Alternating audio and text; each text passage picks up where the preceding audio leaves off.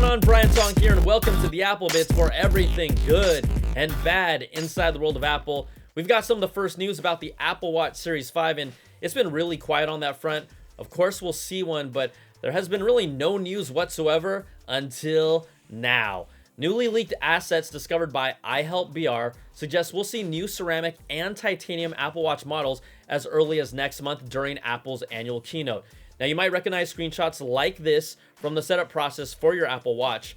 The firmware clearly references for both 40mm and 44mm titanium and ceramic Apple Watch models. It's not clear if the titanium or ceramic models will replace the stainless steel ones or become additional options. Now, the very first Apple Watch Edition models made out of ceramic started with the Apple Watch Series 2 and 3 with a price of $1,299, but were discontinued for the Series 4. You know me, I love the ceramic Apple Watch and I admired it from afar, with that distance being $1,299. Also, a report from Ming-Chi Kuo says Japan Display will be supplying the OLED displays for the new Apple Watch Series 5 in 2019. That means the Series 5 would still keep using OLED, and reports have pointed to a next-gen Apple Watch in 2020 that will use a micro-LED display. Now, the advantages of using micro-LED over current OLED displays include better power efficiency, a slimmer design, better color accuracy, and a longer lifespan, since OLEDs use organic compounds and burn-in shouldn't be an issue for most micro-LEDs. So using this tech is a win moving forward for any future products. But you know what? We're still waiting to hear any big news around the Apple Watch, and it feels like this is a year where if you're currently a Series 4 owner, with the form factor staying the same, the screen staying the same, the processor, sure, that'll get a bump, but upgrading isn't going to be that important to you with the all-new bells and whistles we're getting from watchOS 6, which is really going to change this bad boy, unless there's a new health feature that's specific to the Series 5 and absolutely crucial for you, so we'll just wait and see. Now, we're also waiting to see what is going on with the Apple TV Plus service. Disney Plus, yeah, they just keep announcing new info that makes the gap between the two services look even wider, with all the Marvel, Star Wars, Disney, and Pixar content coming on November the 12th. Now, their service will cost $6.99 a month or $69.99 for the year in the US, and there will be a $12.99 bundle that includes Hulu with ads and ESPN Plus. A new report from Bloomberg says Apple is targeting the launch of Apple TV Plus for November as well, and is eyeing a $9.99 per month price, which would match their other services like Apple Music, with a likely free trial for the month for the service. Now, up to this point, the only show that seems anywhere close to being ready for launch is The Morning Show, which just got a trailer, so hey, let's take a look. You walk out that door, you are never going to get back in. The part you guys never seem to realize is that you don't have the power anymore. And frankly, I've let you bozos handle this long enough. Oh my, I am so juiced for this show. Oh my goodness, this looks amazing. Yeah.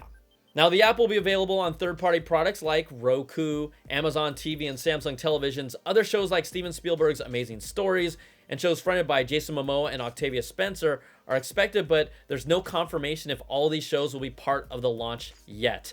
There's just a lot we don't know at all, and I know I'll do the free trial for Apple TV Plus, but the service looks less and less appealing to me every day to just put down my hard-earned money for it. We know Apple is serious about the content game and is poised to be a major player.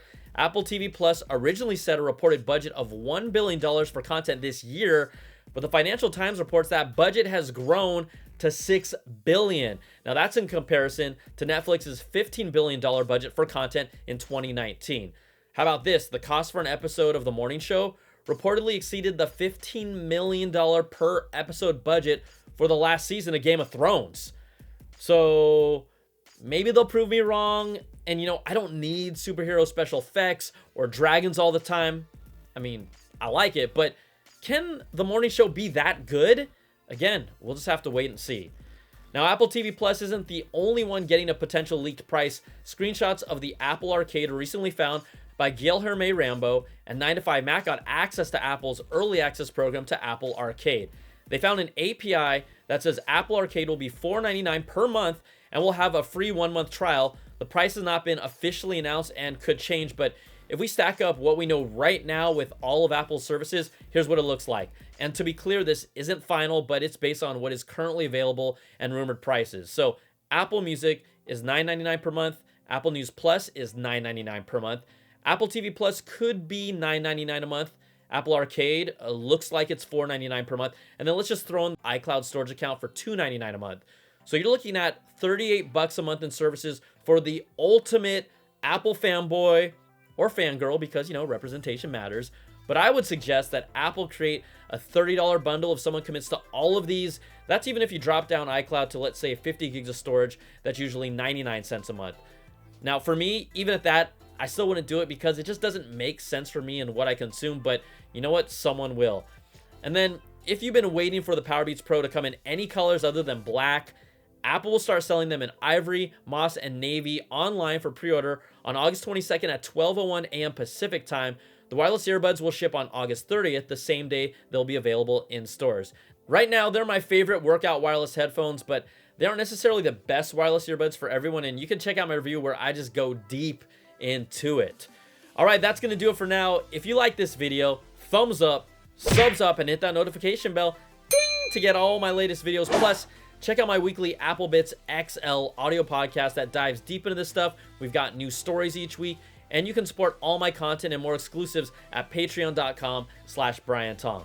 So thanks for watching. Take care, and I'll talk to you soon. Peace.